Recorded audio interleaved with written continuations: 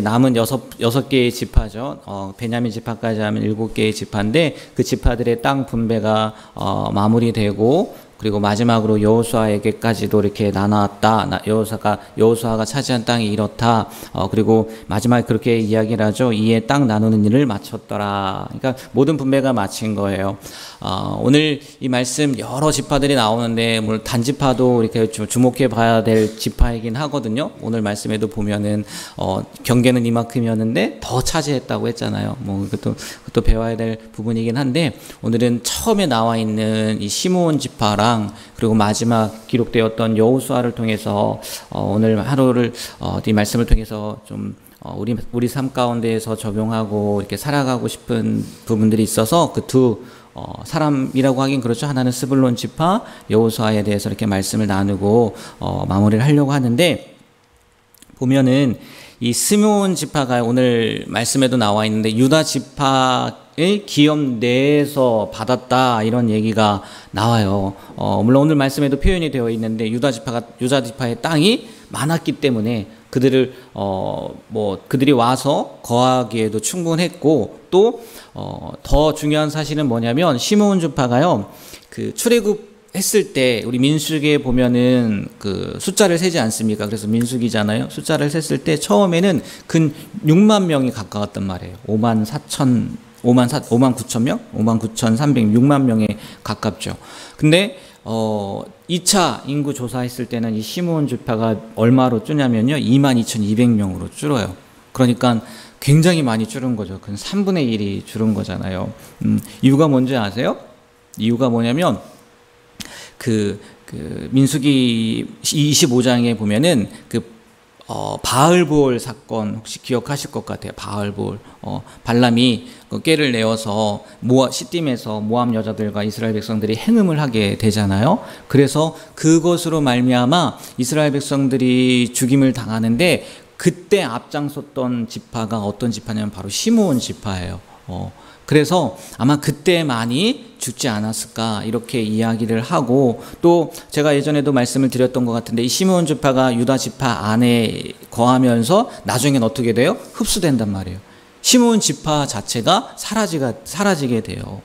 이 말씀이요, 그 창세기 말씀에 보면 야곱이 그 지파별로 축복을 할 때 시므온 지파는 흩어질 거라고 축복을 하거든요. 레위 지파도 마찬가지고 그 약속대로 그 말씀대로 성취가 되는 거죠.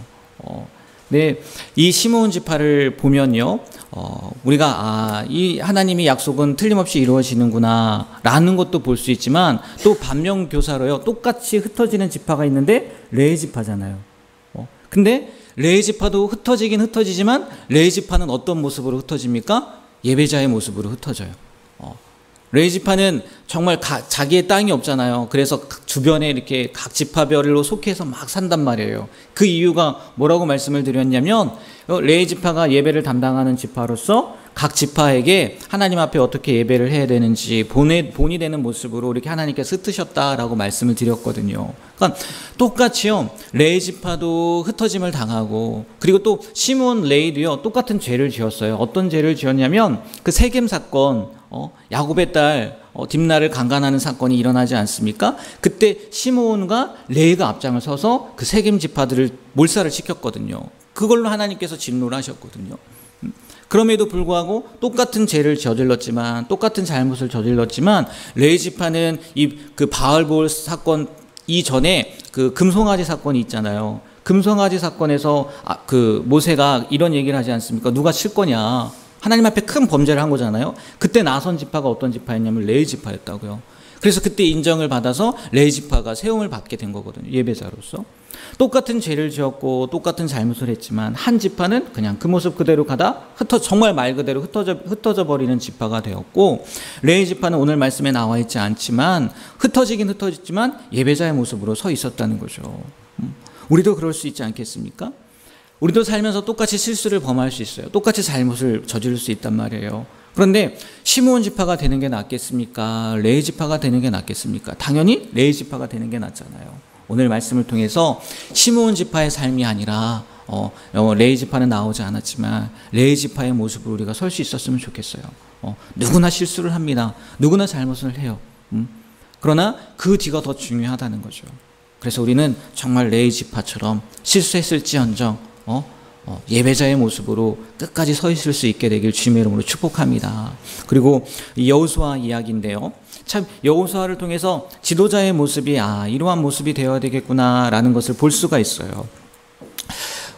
우리가 지금까지 12지파의 땅 분배받은 이야기들을 쭉 하지 않았습니까? 그리고 마지막에 나온 사람이 누구냐면 바로 여호수아예요. 여호수아. 49절에서 51절 말씀에 여호수아가 받은 땅은 이러했다라는 내용으로 기록하고 있다는 얘기예요. 무슨 얘기겠어요? 여호수아는요, 지도자였단 말이에요. 모세의 후계자였단 말이에요. 그 200만 명을 이끄는 대표, 우리나라로 따지면 대통령이 될 수도 있는 거겠죠. 그런데 그 사람이 기업을 언제 받은 거예요? 맨 나중에 받은 거예요. 맨 나중에. 아마 처음에 받았다 한들, 그리고 또 에브라임 지파 땅이 있었으니까 우리 처음에 얘기했잖아요. 에브라임 지파, 유다 지파, 에브라임 지파, 므낫세 지파가 땅을 분배를 받았단 말이에요. 그럼 에브라임 지파에 속해 있으니까 처음은 아니더라도 그때 땅 분배받을 때 나는 이 땅을 할 거야 라고 해도 돼도요, 그렇게 이야기를 해도요, 이상하지 않을 거란 말이에요. 그럼에도 불구하고 여호수아는 그때까지 자기가 차지할 땅을 이야기를 해요, 안 해요? 하지 않아요. 다 모든 지파가 다 마무리된 다음에 나는 이 땅, 제비를 뽑은 거겠죠. 나는 이 땅을 하겠다. 이렇게 이야기를 한다는 거죠. 그리고요, 또 저도 이렇게 말씀을 준비하면서 보게 됐는데 여호수아가 이야기한 땅이 딥낫세라라는 땅이거든요.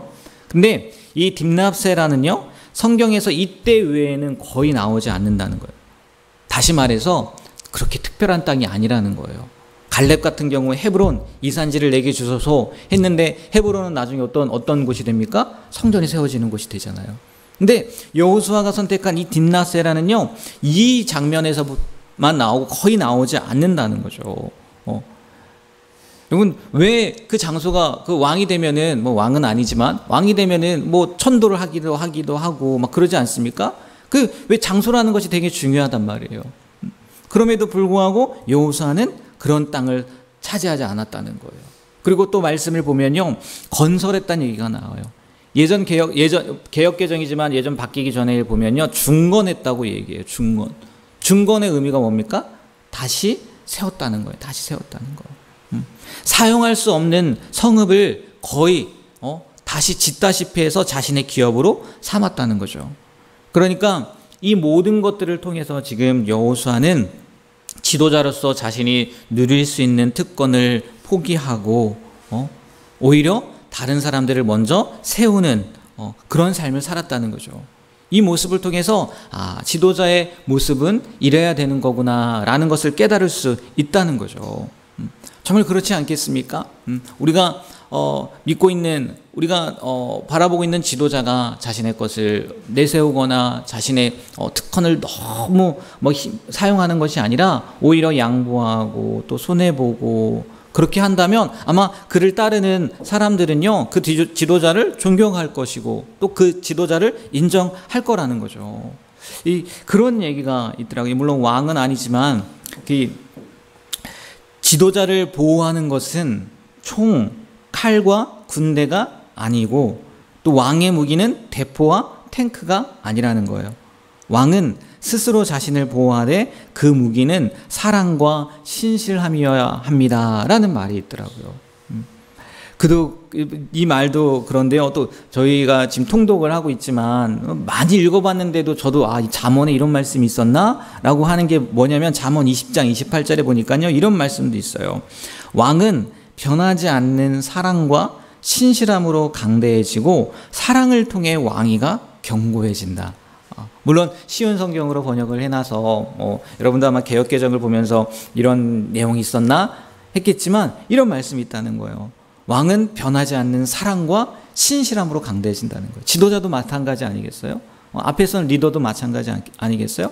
그리고 사랑을 통해서 왕위가 견고해진다는 거예요. 여호수아가 그런 모습을 비췄는지 어떻게 했는지 우리는 알 수 없지만 이 장면들을 보면 여호수아가 정말 자신의 권리를 내세우거나 주장만을 한 것 같지는 않아요. 오늘 이 여호수아의 삶을 통해서 우리 왕의 모습까지도 오게 되고 또 사랑과 신실함 말씀을 드렸는데 우리가 어디에 있든지 나는 지도자가 아닌데요. 나는 앞에서는 리더가 아닌데요. 아니거든요. 네. 여러분이 지도자이고요. 여러분이 리더이고요. 여러분들이 정말 다른 사람들이 보는 사람들이라고 저는 믿습니다. 오늘 제가 이야기했던 것처럼 우리의 무기는 사랑과 신실함이라는 거. 그리고 오히려 내 권리를 포기하고 또 예수님도 말씀하시죠. 섬김을 받고자 하면 도리어 섬기려 하고 모든 사람의 종이 되어야 한다고 했던 그 말씀처럼 우리가 참된 지도자의 모습으로 서 있을 수 있게 되길 주님의 이름으로 축복합니다. 그래서 누구나가 우리를 보았을 때 존경할 만하고 또 인정받고 사람에게 뿐만이 아니라 하나님께도 칭찬받는 우리의 삶이 되길 다시 한번 주님의 이름으로 축복합니다. 기도하겠습니다. 하나님, 이스라엘 지파의 땅 분배가 마무리되면서 또 시므온 지파를 통해서 그리고 여호수아의 삶을 통해서 우리가 본받아야 될 것들 또 오늘 하루를 살아가야 될 모습들에 대해서 배우게 됩니다. 하나님, 똑같이 범죄했지만 똑같이 잘못했지만 레위 지파는 예배자의 모습으로 다시 서게 되었고 시므온 지파는 그 지파가 사라지게 되는 일을 경험하는 것을 통해 우리의 삶 가운데에서도 늘 하나님을 바라봄으로 실수했을지언정 잘못했을지언정 다시 한번 주님 앞에 나와 회개하고 무릎 꿇고 새로운 모습으로 살아갈 수 있는 우리가 되게 하여 주시고 여호수아의 삶처럼 우리도 참된 지도자의 모습 특별히 사랑함과 신실함으로 무장되어지는 우리의 모습이 될 수 있도록 붙잡아 주시옵소서. 하나님께서 정말 연약해질 때마다 그렇게 힘을 주시고 또 우리 옆에서 도와주실 줄 믿습니다. 그 하나님을 믿고 의지함으로 오늘 우리에게 주신 귀한 하루를 살아가게 되길 간절히 소망하며 예수님의 이름으로 기도합니다. 아멘.